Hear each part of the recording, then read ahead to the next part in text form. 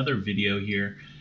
The build I'm going to be talking about today is a Frozen Orb Wizard, and this is for Season 12. It's the build I've been using to kind of farm up Death's Breaths and Great Array of Keystones. And so let's just hop right into it. Let's get into the skills. So this is a Tals build, so I'm going to be using one skill of each element here. Our Lightning skill is Shock Pulse Piercing Orb. Our Cold skill is Arcane Orb Frozen Orb, and this is our main damage dealer. It got buffed here in the most recent patch. That multiplier of 950% weapon damage as cold is pretty huge. Our Arcane spell is Teleport Calamity. Our fire spell is Explosive Blast Chain Reaction. You can use a different fire spell, but I've kind of settled on this one because it has no animation and it's really quick to cast. You could potentially use like Magic Missile, the fire one, or Flame Blades or something else like that. I use Magic Weapon Conduit and Storm Armor Power the Storm. Both of these kind of reduce the cost or return arcane power when you hit stuff, along with our Astral Presence passive. Power Hungry does more damage when we stay at range, and you're going to see later when we go over the gear that we want to stay range for a couple of things.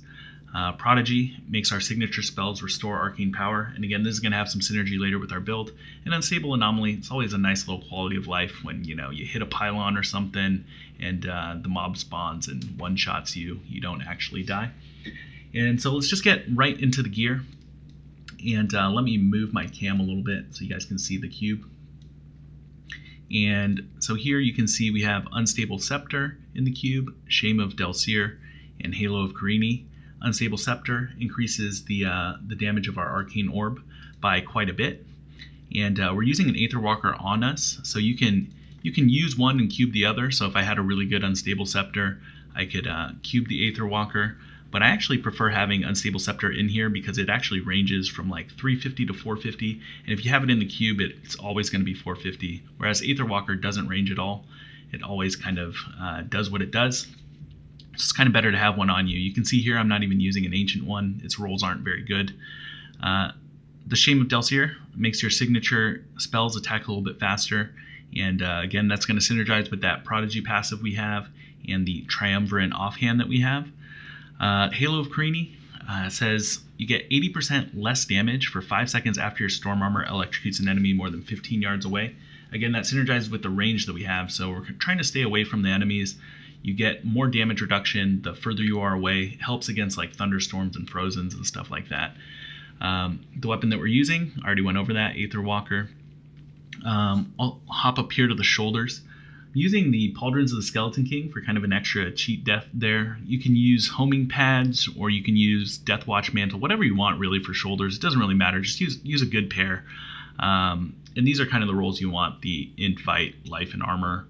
You don't really need cooldown reduction with this build. You can tell here that we're using a yellow gem for a resource cost reduction in our helm instead of a diamond that you see in most builds. We're using the Sages set and the Tals set. So we're using 5 pieces of Tals and 2 pieces of Sages. You can kind of mix and match here. If I had like Tals gloves, for example, I could wear the Sages helm. And yeah, so we're benefiting from both sets using the Ring of Royal Grandeur here.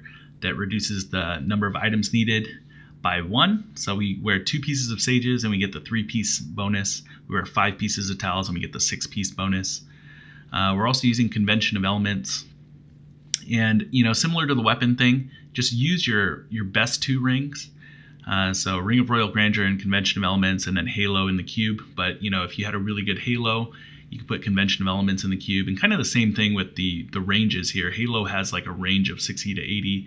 COE, Convention of Elements, has a range, I think, of 150 to 200. So, you can put the COE in the cube, wear a Halo if you get that.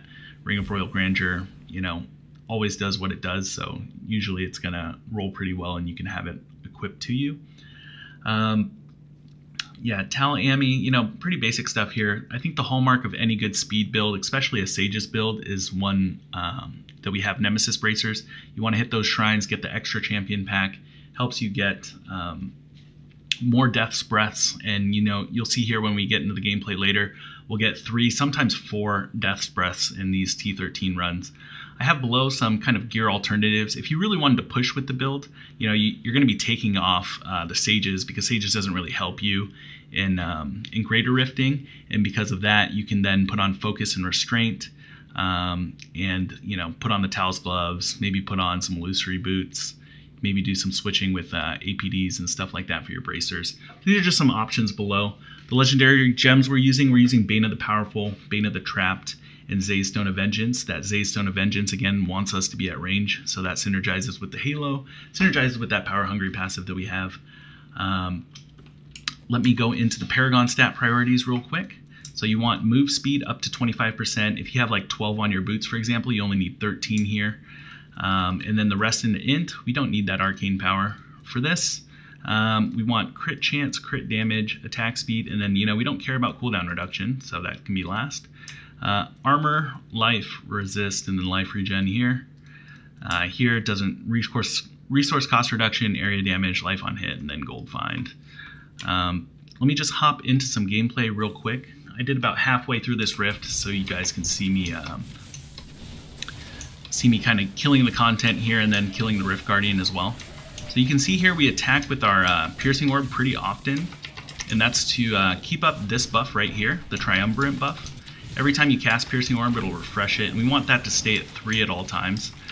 The other buff over here, the Tal's buff, we want to make sure we're casting all of our elements to keep up that 4-stack Tal's buff, and that's giving us a ton of damage here. And so let me kind of get through this rift, and I'll show you guys a Rift Guardian kill. You can see here the damage is pretty good. I'm only Paragon 782, but I was carrying a couple friends, while leveling up with this build earlier.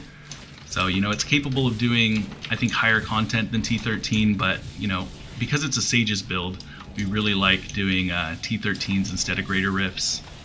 If we wanted to change up the build to do greater rifts, we could do those alternatives that I talked about. So you can see what I'm doing here, just kind of staying at range, keeping up my 3-stack Triumvirate, my 4-stack Tals, hitting those shrines for these extra Death's Breaths that we're getting here. And yeah, let's see if we can get lucky and get one of those juicy 4 Death's Breaths off of one of the elites here.